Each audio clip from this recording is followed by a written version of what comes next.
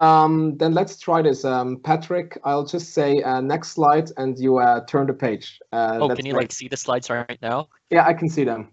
Awesome. Okay. Great. Okay, cool. So next slides.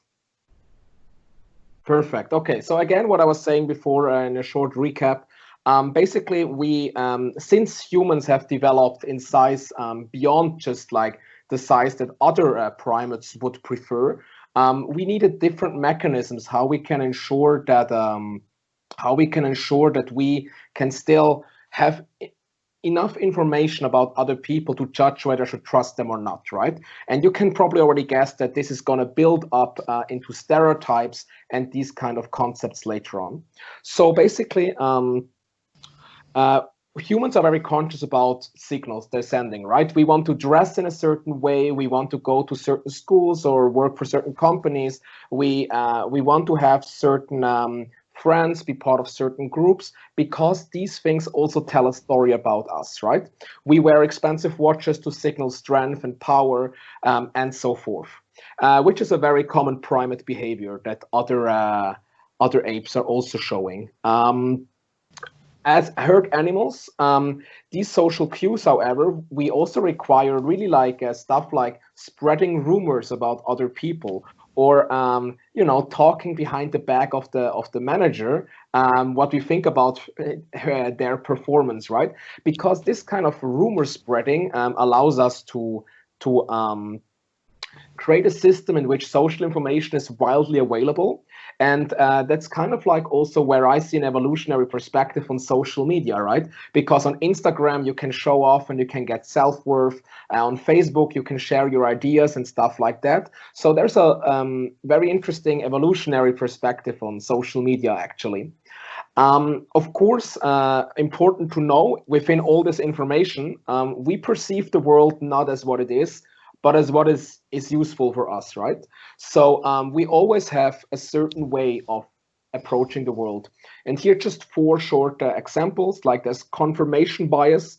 Confirmation bias means we are more likely to listen to opinions that are congruent with what we believe, and we don't really like stuff that goes against that. In-group bias is the idea that I take a very arbitrary characteristic. For example, we are all people who are now in this ACIT seminar, right? And then suddenly I prefer you guys over people who are not in this seminar simply because you're in here, right? I mean, this is a very extreme example, right? Which will probably not be fully true. But I mean, if you really think about it, how quickly we see someone as our bro, and we would help that person against someone else, even though we don't really know either of them. That shows us how biased we are to protect people who are more similar to us and who we see as part of our groups. Agency bias is a very fascinating phenomenon. It's basically the idea that humans overestimate personality and underestimate the situation. So that means when we observe something, let's say a social media video again, right? People in the comment section, I'm always very interested as a psychologist to read those. Text stuff like, oh yeah, he deserved it, or she should have seen it coming, blah, blah, blah, right? So they're always trying to attribute the cause of a certain event to a person instead of understanding that there is a whole situation, a context, and everything around it. And that's again because we humans like to judge people. We like to categorize them, have information about them, and know which ones we trust and which ones we want to put in our in-group. And there's also, because I mentioned three biases now, there's also bias, which is a funny term for people who try to tell everyone else, oh yeah, you have this bias now and you have this bias now, but look at me, I'm like the clearest, the most awakened of all of us, right? And that's also very interesting if you look at political debates, like the terms like, oh yeah, you're just sheeplets, or you are blindly following. You hear this from both ends of the spectrum saying about the other group, right? That's a very interesting perspective on that you're basically using the same all too human mechanisms of communication, no matter what kind of political opinions we have. Next slide, please. Oh, that works amazing. Exactly. So that was the first line is what I said. Personality is often judged first. I reiterate this here because I think it's a very powerful thing to be conscious about. Like if you really observe in your everyday life how people make judgments about others, it's very interesting that usually it's forgotten that there's a context, there is uncertainty, there is something the person didn't know, there's a certain worldview the person had, right? And I think empathy is a very important factor in getting rid of this bias and understanding that each person is in a certain situation, right? And it's especially important, of course, in law. Like if you convict someone of a crime, you have to understand the context. You cannot just put everything the blame on the person itself, right? Very important, the correction of these intuitive social judgments, like the ones I mentioned before, those require effort, like cognitive effort. Like we have this system 1 and system 2, like Max mentioned. We have this automatic instinctive thinking, this evolutionary biases that I mentioned just now, and many more, of course. And we have this rational part in us where we can hold back these biases and kind of think about them again and be like, okay, maybe that's my first gut feeling is maybe not the right way to judge this other person, right? Or judge whether a certain topic is moral or not. Let's say, take abortion, take tax distribution, take minimum wage, whatever topic you want. There is always a first impression we have just based on our personality, on our gut feeling. And then maybe we can take a step back and think about it again and also consider other people's inputs on that. And that's actually why there's a nerd myth, I would call it, like the interesting thing that this idea exists that usually more intelligent people are less social, right?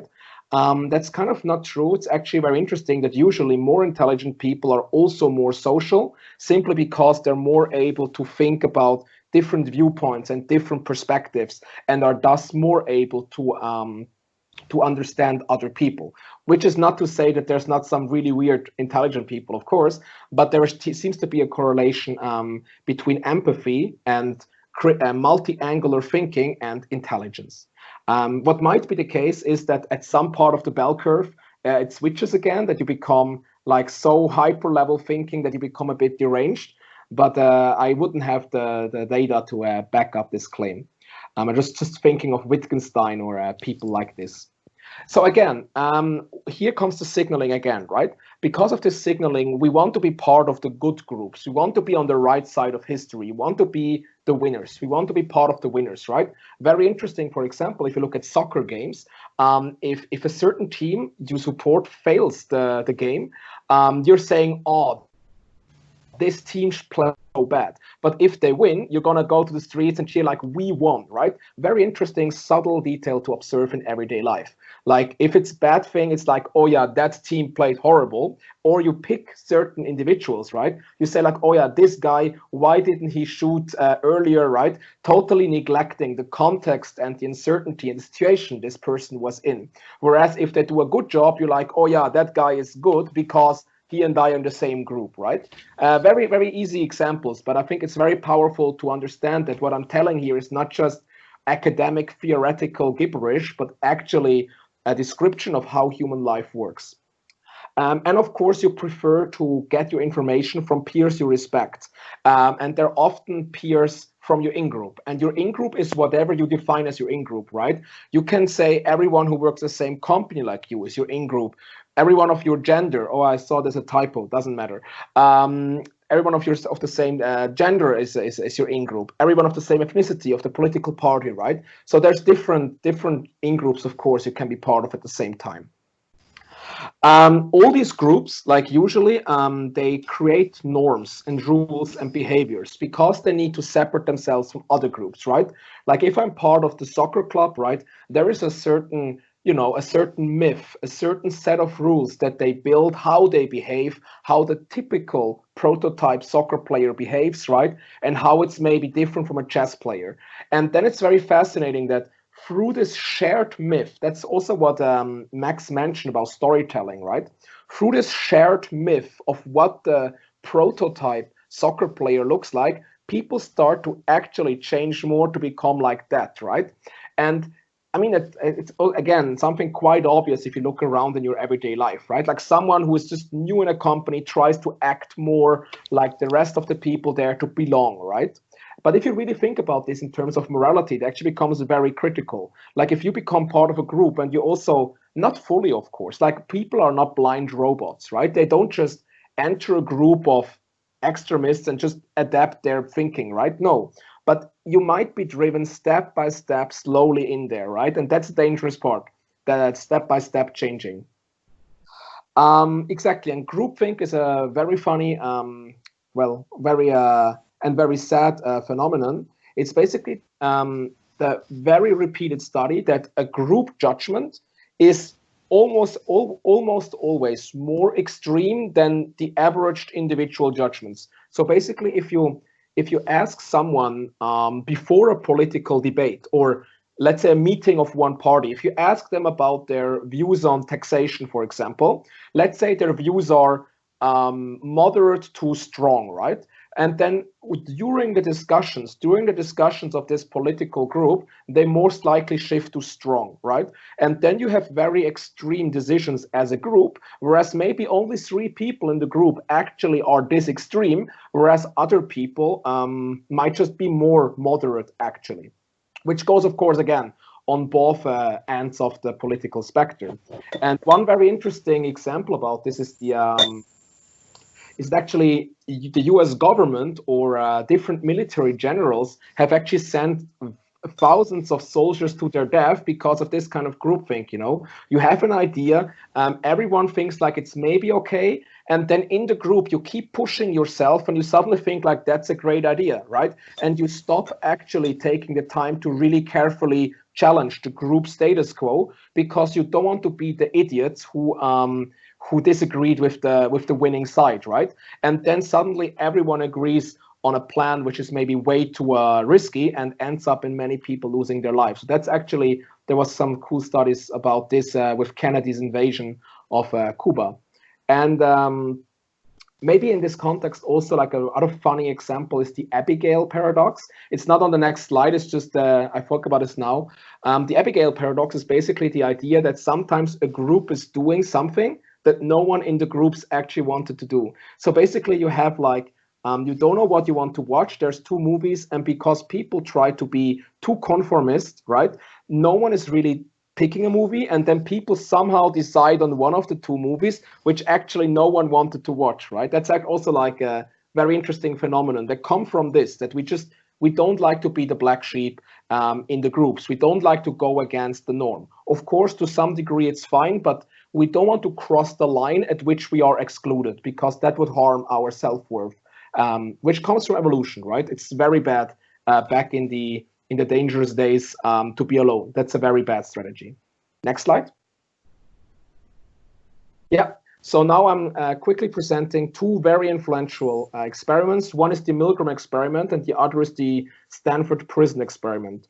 So Milgram experiment is a very famous experiment where you brought random participant into your lab, and you had someone who was working with the experimenter, the guy in the middle, attached to some electrical wires, right? And then the experimenter with the scientific clothing would tell the participant of the study that every time they had to do some lexicon test and some vocabulary test, every time they made a mistake, they should shock them, right? And they were telling them, oh yeah, that helps the brain to better learn, right? So then they were shocking them at very low voltages, and it was kind of fine, so people kind of believed it's true. But then the experiment was like, okay, now increase the doses, right? And they thought they were putting more and more volts into the person. Of course, there was nothing happening. There was all fake, but people didn't know that, right? And so basically, the horrifying results of this was that people were really going to like extremely dangerous levels of volts applied to this person just because the scientists told them it's fine, right? And there have been a lot of criticism of this study. People were saying it doesn't replicate, but actually it did quite well. However, what you find is a very interesting, is that as soon as you have some sort of rebellion in here. Like as soon as the experimenter, for example, like or a second participant, which is also working together with the study group, right? As soon as a person starts disagreeing, the participants are very unlikely to keep approaching the critical levels, right? But if they're all by themselves in this uncertain situation, all by themselves, only have the scientist telling them it's fine, trust me, and the other person screaming as you put more voltage in them, they show some kind of readiness to go this far. Yeah, and that's another famous, very, I think, crazy example, like how morality can be shaped by context, right? I think these people are not sadists, right? They are just, well, they're pushed into something and they don't really think about it. They just do it because they're under stress. So under stress, maybe they're tired, maybe they're hungry. Their system two doesn't work properly, so they just go with system one, and they just follow the orders of authority, which is again a bias we can have, like to follow authority, but it's not a necessity. Next slide. So this is the prisoner, the Stanford prison experiment, which was basically they put random people from the street in a prison. Some of them were turned into wards and policemen, and some of them were turned into prisoners, right? And they just wanted to observe how the dynamics would go, you know? They were like really saying like, hey, listen, prisoners, if you break out, we give you money, and listen, police guys, if you stop that, right? You're the police, you have to really insist on the norms and the law, right? And then, of course, at first it was just role playing, but actually this experiment was later stopped because people started becoming so violent to each other that the scientists, the researchers had to stop the experiment. And again, this is highly disputed. There's many people saying that they messed up the study. It's not a proper study. But again, it doesn't seem, looking at history, it doesn't seem totally crazy to assume that sometimes people being put in a position of power will just abuse their power. And it also doesn't seem unlikely that sometimes people in groups tend to do very, very terrible things. Next slide. That's kind of like the key of my part is like, what about you, right? I'm not saying you're a sadist. I'm not saying you would do these things. I'm just more bringing awareness that all of us, including myself, so this what about you is also looking at me, right? That we all are less consistent in our morals that we would like to. And if you really push people to the limit, they can do horrible things, right? And I think it's very important for each member of our society to understand that we ourselves are also not moral angels, and that there's a lot of stuff that we always can learn and can do better, right? Whatever our morals may be, but they are not as persistent and as clear as we maybe would hope they are. Next. So I'm rushing through now, given the time. So basically just some interesting points about how questionable our morality as humans actually is. So Darley and Latanya in 1968, they observed the bystander effect, which is basically if someone on the streets drops on the floor, if someone on the streets drops, there's very few people who actually run there and help, right? Usually people just watch, right? You have the same like with there was a murder in the US where a woman was stabbed by her stalker, right? And people just stood there and didn't do anything, right? And that kind of sparked this whole studies on bystander effects. Like, why do people not help? Are we all selfish assholes, or what's the problem here? And kind of like there's two things. There's more factors, but these are the two most important, I think. Like, one is pluralistic ignorance. So you see that other people are not reacting, and therefore you kind of conclude that this is not important, or maybe it's a movie, right? And you don't want to embarrass yourself by running over and then finding out it was all a joke or a prank, right? You kind of use others people absence of acting as a cue what you should do, right? And it's very interesting, like as soon as some people start running there, many more follow, right? So it always needs someone to break this unpleasant situation and to say, hey, I don't care if I embarrass myself, because if I don't run there now and help and it's really a problem, then it will be worse, right? And responsibility diffusion is similar, but more moral in nature, in the sense that you just basically think, oh, it's not my problem. There's so many people here, they all can help, right? It's not my problem. I was in the army before, and that's very similar. Like when you're in the army and everyone is tired and you have to lift this heavy stuff, right? And people tell you like, hey, can you please switch, right? There's so many people just like pretending they didn't hear and stuff like that, right? So it's really like this idea of there's so many people around me. I'm not responsible for not helping. We all failed, right? And that's actually something that I did martial arts as a kid for a long time, and that's something they told me. If you're ever attacked in public, don't cry for help, but point on a person and say, "You with the green hat, please help me," right? Because that's actually exactly this. You shift the responsibility on one person rather than just saying it out loud. And then strangers versus in-group members, very interesting. This bystander effect actually disappears if it's your in-group. So if you have your in-group, you're way more, like if you're with your friends and your friends drops over, you run there and help, right? If it's a stranger, you're not sure. And it's the same, like very interesting, like they did this at a soccer match. They tried this out in a soccer match. And if the person just wore a Manchester shirt, like the Manchester fans, they just went there and helped, right? Very interesting, I think, that just by adding the right shirt, you can help, you can make people more pro-social towards a victim. And if you now expand this to like things like gender or race, right? We really see that there's a lot of problematic. Well, there was a political statement. I promised I wouldn't do political statements. There's a lot of things I personally would like to see changed in this world, right? Compassion also. Compassion is also very interesting. Like we all think we're compassionate, but actually compassion is shaped by many factors. Like if people are hungry or sleepy or sick, they are less compassionate and less ready to help and to donate. Own experience, of course, if you're supposed to donate to someone, but you have bad experience with that person or that person's group even, you just don't donate, for example. Social closeness, like how familiar is the person with me? Did they study the same school? Did they like the same hobbies? Do they have the same faith, right? Geographical closeness, like that's quite obvious in the ISIS crisis that we had in Europe. When the attacks happened in North Africa and in Arabia, like not too many people cared. But as soon as it started also like hitting France and Germany, suddenly it was very important, right? Why? The number of deaths didn't really change, right? It just changed, it became closer. That's also like something we can consider in making our moral judgments. Novelty is very interesting.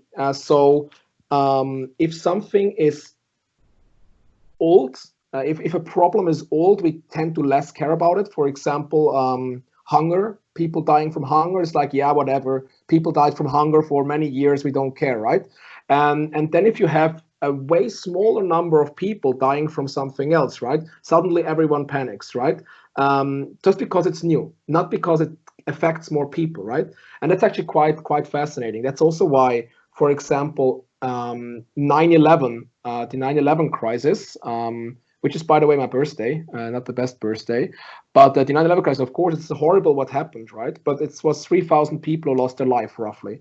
And the donations actually spiked for this, right? Where at the same time, if you look at the numbers, 3,000 people, that's horrible. But there's so many other causes that kill way more people, right? And donations don't go there. So there seems to be also some clear bias here in how we donate to causes.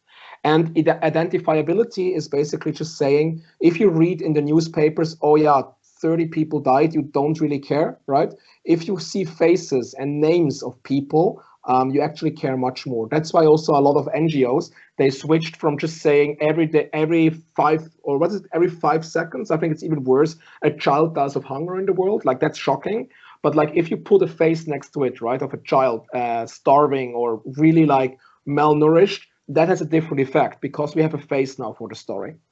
I'm hurrying up. Hungry judges, very interesting studies. If you have a judge pardoning people, actually before lunch and after lunch, they're way more lenient and nice to convicts after lunch than before. So if a judge is hungry, he's more likely to reject your appeal to get out of jail earlier. If he has eaten, or she, and they are happy and content, they're more likely to just set you free. Which is also like, especially in the court, where we think this is the absolute instance of morality and justice and objectivity, right? Something like a breakfast or a lunch can change the outcome. I think that's very questionable. And TAT, racial preference and categorization. So TAT is basically a way, that's basically a method how you measure someone's subconscious beliefs, right? For example, you just show them pictures, right, where they have to make choices, but you show them pictures at extremely fast speed that they cannot see with their eyes, right? But they still register it subconsciously. And so there was a very interesting study where you have to pick between positive and negative words, right? And if you see people from your own race, whether you're black, white, Asian, if you see people from your own race, you're quicker to click on the good word afterwards, right? Than if you see people from other races, which is very interesting. It just shows that I don't think we are all racist. I wouldn't say that. I think many people use the study like this. I would say the fact is we have racial preference for our own race, usually, which of course can be overwritten again, right? But I think it's very important to be honest about this research and really think about what it means for institutionalized racism, for example, or a very current example in the US, right, about police brutality in regards to race, right? I think it's very important to study, to acknowledge these factors, and then really think about what we can do about them. Next slide, and we're almost done. Yeah. So basically, again, hypocrisy. We all show our own group. We process information differently than from other groups. Like if we are really have a problem with a certain group, like let's take soccer, right? Like we say, oh yeah, this team, they're all the same. They're like these orcs, these stupid orcs, right? But we are so different. You know, David is like this and Max is like this, right? So it's a very different let's say, effort we make to understand people from different groups. And I think that's also in politics, again, very, very severe. If you look at it, that you just think everyone on the other end of the wing is just like crazy and they're all the same and they don't know, they're all like old people who got beaten in their childhood, right? It just doesn't help really the political conversation that you have. And they in turn think, oh yeah, these people are all I don't know, they have no idea of reality. They're all spoiled liberals, right? That's like not really I don't think that's a very healthy system for society, but maybe Max and Haidt would disagree with me here. And so now I'm actually cool. Cognitive dissonance, very fascinating. Cognitive dissonance is the idea that people cannot have they cannot accept that they did something which isn't part of their moral beliefs. So, for example, that happens very often. Most people believe cheating in a relationship is wrong. Then someone cheats, and then they will come up with whatever bullshit reasons to justify it, why their specific cheating is still okay, whereas all the other cheaters are the bad ones, right? You find this in many examples. So you find it also in let's say you steal something, right? You steal something and you're like, yeah, we all shouldn't steal. I don't want everyone to steal, but for me it was okay because, you know, I had an unlucky childhood, so I can steal, right? Even people who had a good childhood, right? Or whatever, they will find a reason. I can find a reason like, oh yeah, I don't know, I missed my bus this morning and now I had such a bad day, I'm allowed to steal something, right? People will come up with really weird stuff. So be careful about this. It's actually really interesting to observe it with others and with oneself as well. And it's actually also happening on the group level. So for example, if your child is doing something bad that you consider bad, you either tell the child, okay, no, this is wrong, what the hell? Or you kind of try to, you know, make a story why it was fine for your child to do this, right? And I think that's also something that changes over the lifespan of a child. Like if it's very young, you're probably going to tell him, no, that's wrong. You should do like this and this. But once they reach an age where they're like, you know, after puberty, for example, where you think now they should be able to have their own moral compass and everything, you would probably sometimes find parents making up random stories to explain why their child's misbehavior is still okay, right? And the same for the group level, right? If you're part of a party, of a political party, and the head of your party or president or whatever does something incredibly stupid, but you're like, yeah, that boy is a part of my group, so let me make up a story why it's still okay, right? No political message intended. We have to stay politically neutral here. That probably didn't work well for people who know me personally. So self-observation theory, I do, therefore I am. A very interesting theory, which is very widely debated, but I love it. It's basically the idea that a lot of things, a lot of opinions about ourselves, we gain them from observing what we do. So for example, like if you don't have a clear opinion on something, like I don't have a clear opinion on something, then I go to a political gathering, right? Or to some group, some minority group, and I find it nice there, right? And suddenly I'm like, okay, I'm in this group here, I'm doing this kind of stuff. Probably I am that kind of person. Or I play soccer, I play card games, whatever, right? Oh, okay, probably that's part of my identity, right? So that's also like how you get dragged into this group proxy, right? So basically, there's like a circle of people, and you have this group proxy, what defines the group and separates it from other groups. And like the longer or the more you identify with the group and the longer you stay, the more you come closer to this proxy, right? And yeah, then when you gaze long into the abyss, it also gazes into you. And very quickly, the last two things, mere exposure effects, also very funny way of judging things. If you see something over and over again, you like it more. If you see, for example, kanji or hanzi, like the Chinese or Japanese characters, if you see those and you have no idea what they're saying, but you see them over and over again, you will like the ones you see more often more. You just make up stories. So yeah, this one looks like a bird, and I like birds. I like this now, right? It's again, you just make up stories why you like it.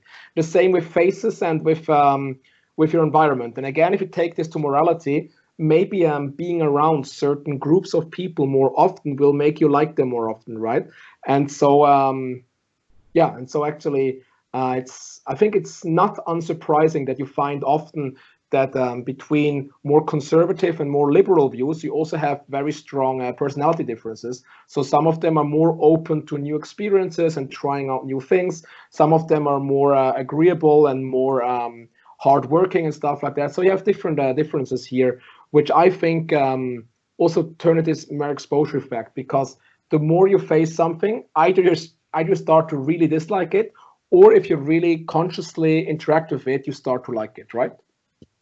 And the mere grouping effect is a very funny, because I talked about all these groups now. Mere grouping is basically just the idea that if I sit next to Patrick in school and they call us, oh yeah, look at the, I don't know, the blue shirt guys, right? Because we're the only two guys wearing a blue shirt at that day. I will like Patrick more than if they didn't do that. Simply because someone made some artificial random group with me and Patrick inside because of some arbitrary nonsense, right? And if you think about that, there's studies that show that this kind of stuff even works. If you think about this like in bigger and bigger systems, we start to understand more why groups tend to have such a powerful effect on the world. And on the next slide, I put in I think you know that one from Lord of the Rings. So basically, like Gimli is saying, I never thought I would fight side by side with an elf, right? So the elf group and the dwarf group, right? And then Legolas says, okay, no, side by side with a friend. So he creates a common category, right? And Gimli's like, I could do that, right? So it's kind of like, I love Lord of the Rings, but also like, I think it's a very nice way to express how actually human or even elvish and dwarfian group making works.